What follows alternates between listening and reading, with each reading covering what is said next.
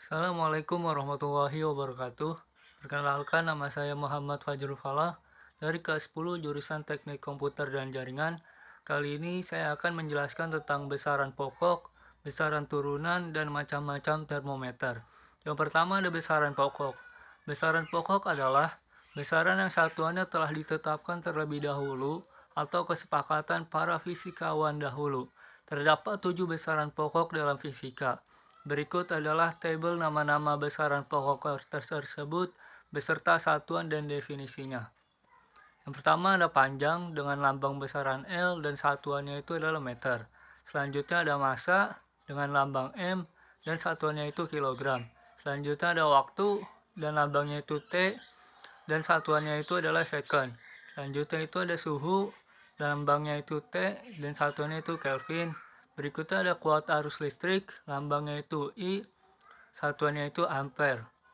Selanjutnya ada intensitas cahaya, lambangnya itu LV, terus satuannya itu candela. Yang terakhir ada jumlah zat atau lambangnya itu mol dan satuannya itu mol. Panjang. Panjang memiliki satuan internasional atau SI adalah meter atau M. 1 meter didefinisikan sebagai jarak yang ditempuh cahaya dalam selang waktu 1/299.792.458 detik.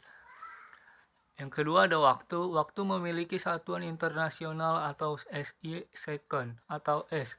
1 sekon didefinisikan sebagai waktu yang dibutuhkan oleh atom cesium untuk bergetar 9192631.770 kali. Yang ketiga massa.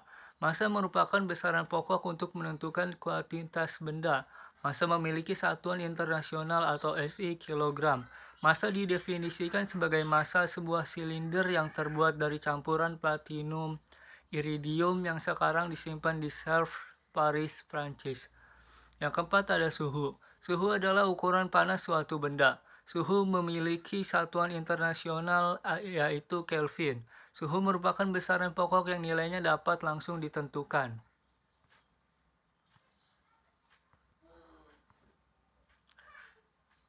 Selanjutnya ada intensitas cahaya. Intensitas cahaya adalah pancaran radiasi monokromatik dalam suatu arah dari satu sumber cahaya dengan frekuensi 540 dikali 1012 Hz yang mempunyai intensitas radian 1/683 watt per radian. Intensitas cahaya memiliki satuan internasional atau SI candela atau CD. Selanjutnya ada kuat arus listrik. Kuat arus listrik adalah besaran pokok yang memiliki satuan internasional atau SI ampere atau A.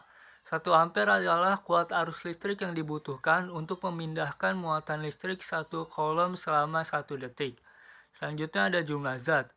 Jumlah zat adalah besaran yang menyatakan jumlah elemen terzat, baik berupa molekul, unsur, ion, ataupun senyawa. Jumlah zat memiliki satuan internasional atau SI mol. 1 mol didefinisikan sebagai jumlah zat yang banyak sama dengan banyaknya 12 gram atom karbon-12. Dalam memahami besaran pokok ini, ada sebuah trik yang bisa kamu gunakan. Hafalkan kata sakti mandraguna ini, jiwa SMP.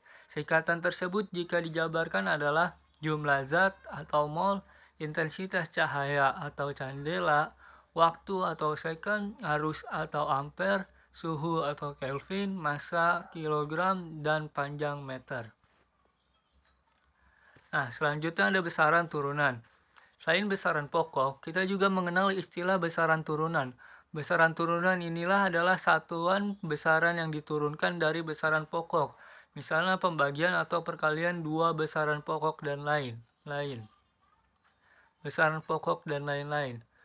Nah, besaran turunan itu ada 10. Yang pertama ada luas dengan lambang besar turunan itu A.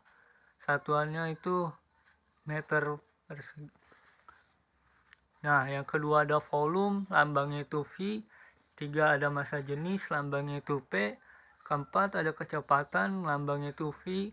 Kelima ada percepatan, lambangnya A kecil. Keenam ada gaya, lambangnya itu F. Ketujuh ada usaha dan energi, lambangnya itu W. 8 ada tekanan, lambangnya itu P. 9 ada daya, lambangnya itu P. 10 ada momentum, lambangnya juga P.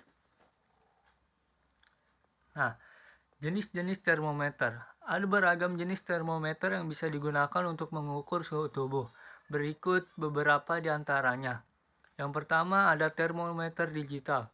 Termometer digital terbuat dari bahan plastik dan berbentuk seperti pensil. Biasanya termometer ini menggunakan sensor panas elektronik untuk merekam suhu tubuh baik melalui mulut, ketiak, atau dubur. Termometer digital yang digunakan untuk mengukur suhu melalui dubur umumnya lebih elastis. Yang kedua, ada termometer digital telinga. Termometer digital telinga atau termometer timpani merupakan termometer yang memanfaatkan sinar inframerah untuk mengukur suhu di dalam liang telinga, tepatnya di gendang telinga atau membran timpani. Untuk menggunakan termometer ini, Anda hanya perlu mengarahkan sensor inframerah tepat pada lubang telinga. Namun, pastikan telinga dalam keadaan bersih karena jika terhalang kotoran telinga, hasil pengukuran suhu bisa menjadi tidak akurat.